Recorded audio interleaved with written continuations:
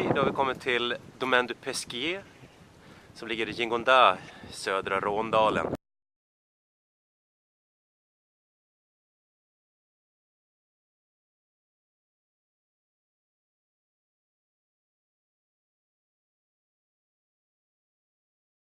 Välkommen, då går vi in och kikar lite här.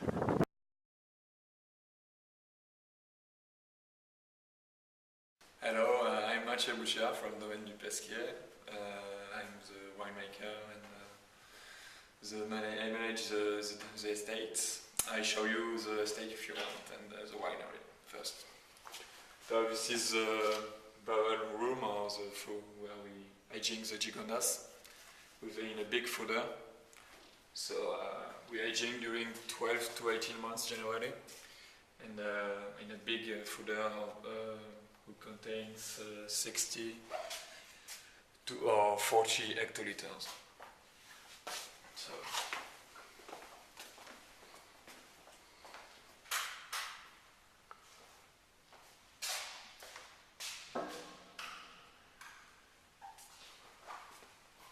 This is concrete, right? Yeah, it's concrete tank.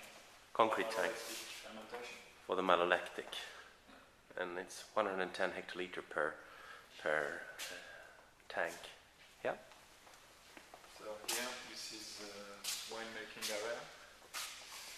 So we produce the wine in stainless steel tank. The trucks arrive in a crusher, go in a distilmer. Distim all the grapes generally. It depends on the ripe of the harvest.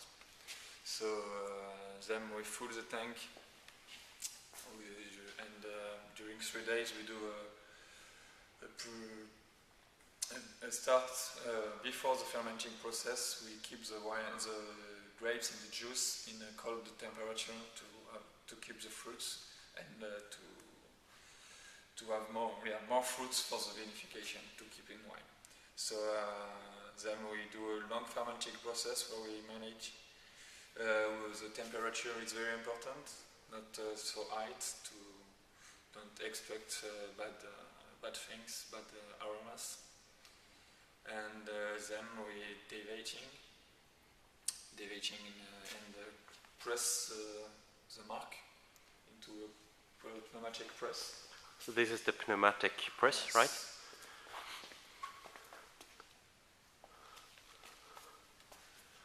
Okay. And then we put the wine in concrete tank we have seen before. Yeah. So. And what is the capacity like? How many liters do you produce per year here? We produce 1,000 hectoliters. It's 10,000 liters. Okay. And it's mainly Grenache, right? Yes, it's mostly Grenache. We have 75% of Grenache, 20 Syrah and 5 Mourvèdre. So we try to vinify the grape variety separately because it depends on the vintage and of the ripeness of the grape. And what do you think about the vintage 2009 and 2010 as we have just tasted here? What do you think, your personal view of it? I think 2009 it's two good vintages, but in 2009 it was different. The ripeness was we can blend the grape variety during fermenting process.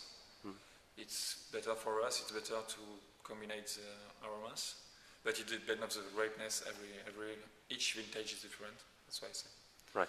In 2010, I think is bigger because the yield was low, so that's why the quality is better, mostly for Grenache. So, in regards to yield, can you say anything about yield 2009 compared to 2010? Yes, then? we have more yield in 2009, mostly in Syrah and the Grenache too, and we can see the difference in Grenache when there is big yield between a small yield. There is a big difference for this grape variety. There is less tannin, little bit less tannin, and less alcohol too. But in 2010 there was more concentrated wine, so that's why the wine should be better, I think, and should be good in the first time. Okay. After the fermenting, the first fermenting. So as a consumer, it could be of very interest to compare 2007 with 2009 and then 2010, which are three really good vintages, but they are very different from each other, right? Yes, it's really different. Each vintage is different because we can't manage really well everything. You can't metrize everything in wine. So the weather first, because the vines grow. It's not something which is every year similar. The ripeness of the grapes is every year is different, and each vintage is different. So you have to manage the wineries, the wine, and the winemaking process differently in view of the vintage and the ripeness of the grapes. Okay. So the best things to do first is to choose the best time to harvest, and that's why it's very important to make the wine generally. Right. Okay. Thank you so much, Mathieu. Thank you. Thank you.